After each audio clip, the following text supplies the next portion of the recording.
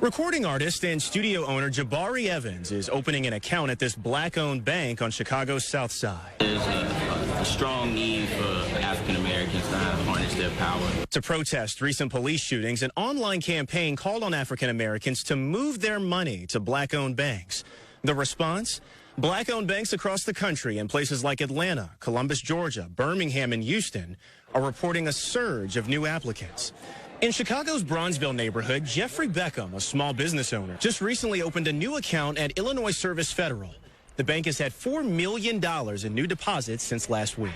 An economic protest is the most successful way to protest. One of the issues of Chicago is the opportunity gap that exists. And I think that the way we solve that is by creating businesses. As we move our money and support our banks, we make them stronger so that they can become funders, they can become the lenders that we need. And ISF bank owner Chiefy Endome says a strong bank can make loans to small businesses, creating much-needed jobs in the black community.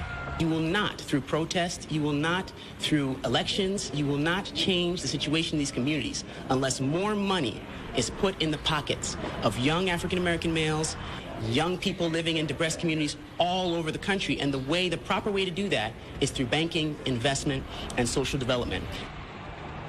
And at Chicago's other black-owned bank, Seaway National, more than 100 new accounts have been opened in the last few weeks.